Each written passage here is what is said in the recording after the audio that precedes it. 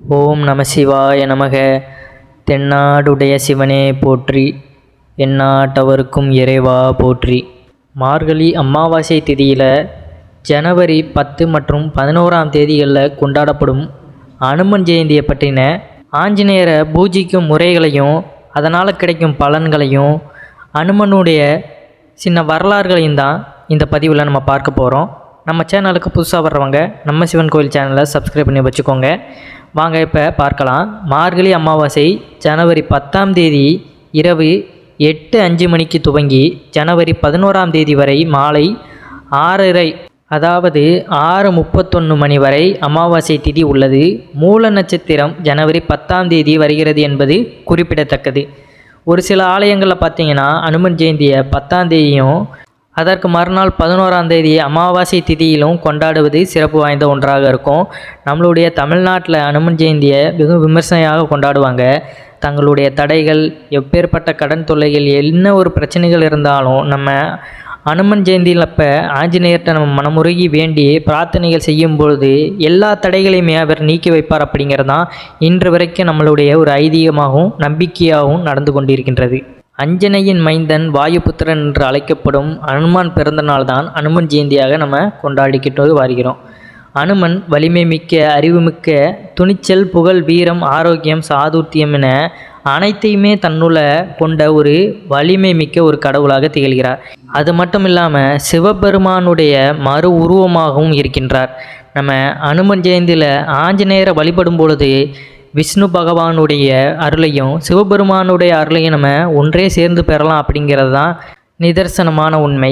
அதனால் கட்டாயம் அனைவருமே அனுமனுடைய அருளை பெற்று என்றும் நலமோடு வாழ வேண்டும். அனுமன் ஜெயந்தியில் நம்ம அனுமன் வழிபாடு செய்யும் பொழுது என்னென்ன செய்தால் என்னென்ன பலன் கிடைக்கும் அப்படிங்கிறத நம்ம இந்த பதிவில் பார்க்கலாம். ஆலயங்களுக்கு சென்று வழிபாடு செய்கிறவர்கள் ஆலயங்களுக்கு செல்லுங்க, இல்லை வீட்டிலே வழிபாடு செய்கிறவர்களும் வீட்டில் செய்யலாம். ஆனால் ஆலயங்களில் அனுமானுக்கு வெண்ணெய் சாற்றுவாங்க. அதாவது பார்த்திங்கன்னா உடல் முழுவதுமே அந்த வெண்ணெயால் பூசி அபிஷேகங்கள் செய்வாங்க. இதற்கு பின்னாடி ஒரு புராண கதையும் உண்டு. அந்த கதையை இப்போ பார்த்துடலாம்.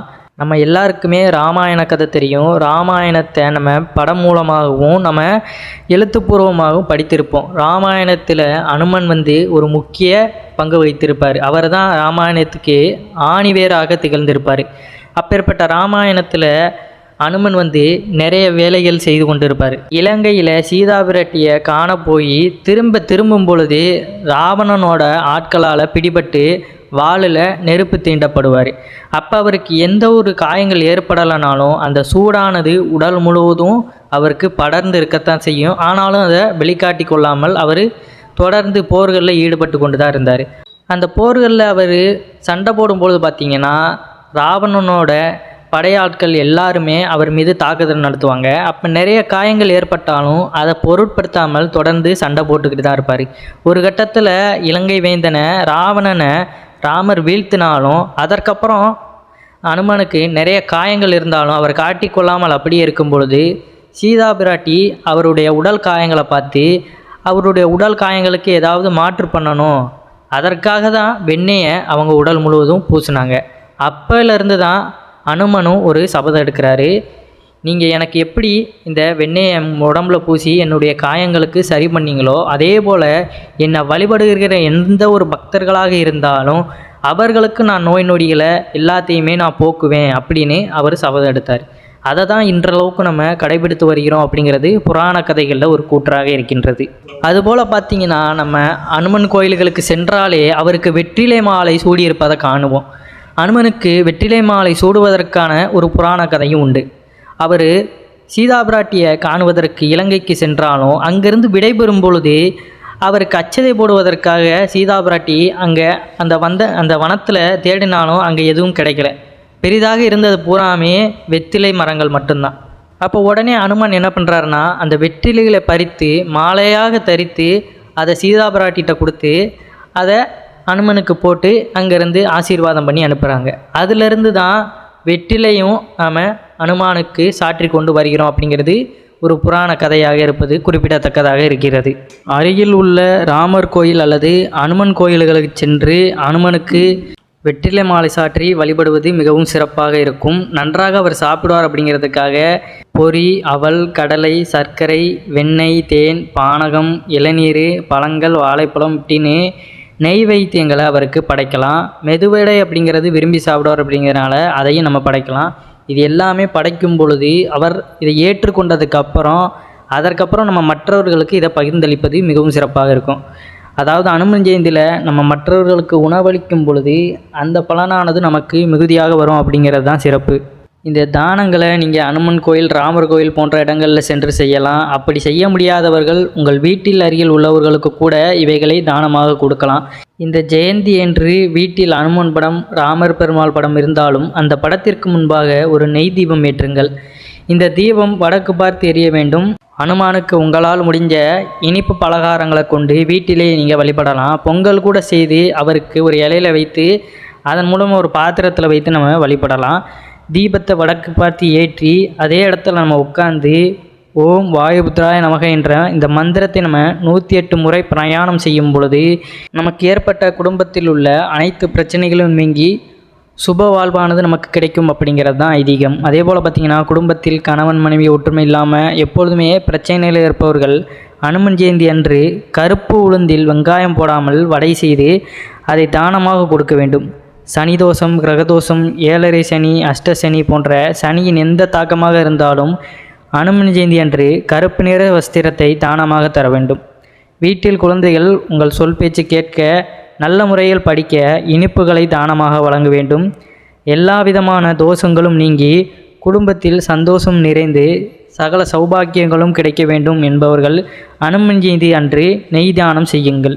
அனுமன் என்று நம்ம சொன்னாலே நம்ம முன்னாடி நம்மளுக்கு நினைவுக்கு வருவதே அவருடைய கம்பீரம்தான். அவருடைய கம்பீரமான தோற்றமும் அவருடைய சக்திகளும் தான் நமக்கு நம்மளுடைய நினைவிற்கு வரும். அதே போல் பார்த்திங்கன்னா அனுமானை போற்றும் வகையில் கம்பர் ஒரு பாடல் வரிகளை ஏற்றியிருக்கிறார். ராமாயணத்தில் இந்த ஆஞ்சநேயருக்கு பெரிய பங்கு இருக்கிறது. ராமருக்கு துணையாக நின்று சீதையை மீட்டு கொண்டு வருவதில் ஆஞ்சநேயர் ராமருக்கு செய்த உதவிகளை ஒருபோதும் நம்மால் மறக்க முடியாது. இந்த ஆஞ்சநேயரை பாராட்டும் வகையில் கம்பர் இந்த பாடல் வரிகளை அழகாக ஏற்றியிருக்கிறார். அதை நம்ம இப்போ பார்க்கலாம். அஞ்சிலே ஒன்று பெற்றான் அஞ்சிலே ஒன்றை தாவி அஞ்சிலே ஒன்று ஆறு ஆக ஆரியர்க்காக ஏகி அஞ்சிலே ஒன்று பெற்ற அணங்கை கண்டு அயலால் ஊரில் அஞ்சிலே ஒன்றை வைத்தான் அவன் எம்மை அழித்து காப்பான். இந்த பாடலுடைய விளக்கம் அப்படிங்கிறது பார்த்திங்கன்னா அஞ்சிலே ஒன்று பெற்றான் அப்படின்னா பஞ்சபூதங்களில் ஒன்றான வாயு பகவானுக்கு மயனாக பிறந்தவன் தான் ஆஞ்சநேயர்.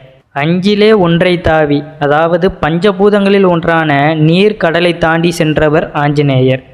அஞ்சிலே ஒன்று ஆறு ஆக ஆரியர்க்காக ஏகி பஞ்சபூதங்களில் ஒன்றான ஆகாயம் மார்க்கத்தில் பறந்து ராமருக்காக சென்றவர் ஆஞ்சநேயர். அஞ்சிலே ஒன்று பெற்ற அணங்கை கண்டு அயலால் ஊரில் பஞ்சபூதங்களில் ஒன்றான பூமாதேவி பெற்றெடுத்த சீதாதேவியை அசல் ஊரான இலங்கையில் பார்த்து அதற்கான பொருள். அஞ்சிலே ஒன்றை வைத்தான் பஞ்சபூதங்களில் பூமியை தீயை வைத்தார் ஆஞ்சநேயர். அவன் எம்மை அழித்து காப்பான். இத்தனை சிறப்பம்சங்களை கொண்ட அனுமான் என்னை அரவணைத்து பாதுகாத்து காப்பார் அப்படிங்கிறது தான் இந்த பாடல் வரிகளில் கம்பர் பெருமான் உணர்த்துவது. பஞ்சபூதங்களை தான் அஞ்சிலே அஞ்சிலே என்று வார்த்தையிலேயே கம்பர் அழகாக வர்ணித்துள்ளார். பஞ்சபூதங்களிலும் இந்த ஹனுமன் எப்படிப்பட்ட விளையாட்டு விளையாடுகிறார் அப்படிங்கிறது தான் இந்த அழகான பாடல் வரிகளில் அவர் சொல்லியிருக்கிறார். இந்த அழகான பாடலை படித்தால் அந்த அனுமன் நம் மனம் இறங்கி வரமாட்டாரா? கண்டிப்பாக வரத்தான் செய்வார். நம்ம எல்லாருமே அனுமனை வழிபடுறோம் அப்படிங்கிற பட்சத்தில் அவருடைய வரலாறு எல்லாமே நம்ம உணர்ந்து அவருக்கு பிடித்தது எல்லாமே நம்ம செய்யும் பொழுது நம்மளுடைய கோரிக்கைகளையும் அவர் நிறைவேற்றி நம்மளுக்கு எவ்வளோ பெரிய கஷ்டங்கள் நம்ம வாழ்க்கையில் நம்ம சந்தித்து கொண்டு இருந்தாலும் அந்த கஷ்டங்களை நம்ம இறைவனிடம் மன்றாடி வேண்டும் பொழுது அதை நம்மளுக்கு போக்கி வைப்பார் அப்படிங்கிறது உண்மையான ஒரு கருத்தாக இருக்கும்.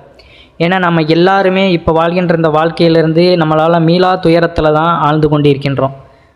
அதாவது இதை விட்டு வெளியேறணும், நம்மளுக்கு ஆன்மீகமே கதியென நம்ம வாழணும் அப்படின்னு நினைத்தாலும் நம்மளுடைய இந்த பொது வாழ்க்கை அப்படிங்கிறது நம்மளை முடக்கி வைத்து தான் இருக்கிறது. ஏன்னா ஒரு மனிதன் ஆன்மீகத்துக்குள்ளே நுழையும் பொழுது அவனுக்கு எந்த ஒரு தேவைகளுமே இருக்காது. இப்போ நம்ம வாழ்கின்ற இந்த வாழ்க்கையில் நிறைய தேவைகள் இருக்குது, அது வாங்கணும் இது வாங்கணும்னு நமக்கு இருக்கும். அப்போ இந்த தேவைகளுக்காக நம்ம இறைவனை நாடி சென்று தான் ஆகணும். ஏன்னா அவர் தான் நமக்கு எல்லாமே பார்த்து நம்மளுடைய வினை பயனின்படி வழங்கி கொண்டிருப்பவர். அப்போ அதனால் இவ்வாறான வழிபாடுகளை நம்ம இந்த வேலைகளில் நம்ம செய்யும் பொழுது அதற்கான பலனானது நமக்கு கண்டிப்பாக கிடைக்கும்.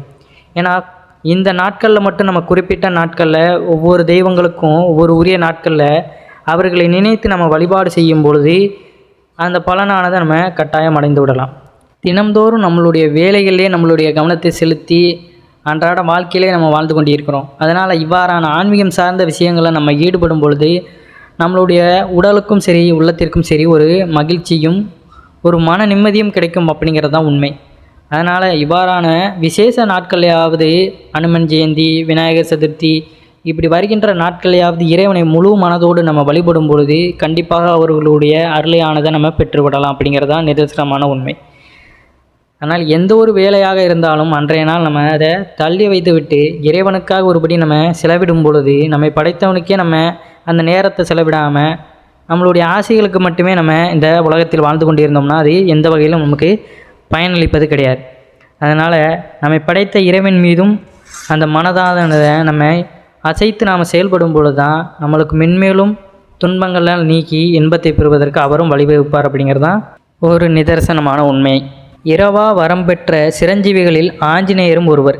இன்றும் இமயமலையில் அருவுருவமாக ராம தியானத்தில் ஈடுபட்டு கொண்டிருக்கிறார் அப்படிங்கிறது தான் உண்மை. ஏன்னா ராமாயணத்திற்கு அப்புறம் ராமர் கூட இருந்த எல்லாருமே தேவர்களாக மேலோகம் சென்று விட்டனர். ஆனால் அனுமன் மட்டுமே மக்களுக்கும் இங்கே வாழ்கிற எல்லா ஜீவராசிகளுக்கும் தன்னுடைய அருளானதை போதிக்கணும், அவர்களுக்கு வேண்டியதை செய்யணும் அப்படிங்கிறதுக்காக பூமியிலே தங்கி நமக்கான அந்த நல்வழி பாதைகளை வழங்கி கொண்டிருக்கிறார் அப்படிங்கிறது தான் ராமாயணத்தில் ஒரு புராண குறிப்பாக இருக்கின்றது. அதனால் அனைவருமே தங்களுடைய பிரார்த்தனைகளையும் தங்களுடைய கோரிக்கைகளையும் எப்பேற்பட்ட கஷ்டங்கள் இருந்தாலும் நாளை தினம் நம்ம ஆஞ்சநேயரை முழு வழிபாடோடு, அதாவது நம்பிக்கை முதல்ல நமக்கு இருக்கணும். இறைவனை வழிபடும் பொழுது நமக்கான அந்த நம்பிக்கை நமக்கு மிகுதியாக இருந்து நம்ம இறைவனை வழிபட்டால் தான் அந்த அருளாசி அப்படிங்கிறது நமக்கு முழுவதுமாக கிடைக்கப்பெறும். ஏன்னா நம்பிக்கை இல்லாமல் நம்ம எந்த காரியம் செய்தாலுமே அதுலேயுமே நமக்கு வெற்றி கிடைக்காது. அதே போல் தான் நம்ம இறை வழிபாட்டில் ஈடுபடும் பொழுதும் அந்த நம்பிக்கை அப்படிங்கிறத முழு மனதோடு நம்ம ஏற்றுக்கொண்டு அந்த வழிபாடுகளை நம்ம மேற்கொள்ளும் பொழுது அதற்கான வெற்றி அப்படிங்கிறத நம்ம கட்டாயம் பெறலாம் அப்படிங்கிறது தான் உண்மை. இதை மட்டும் தெளிவாக தெரிந்து கொள்ளுங்கள். இறையருள் பெற்று எல்லோரும் நலமுடன் வாழ வேண்டும். நன்றி, வணக்கம். ஓம் நம சிவாய நமக.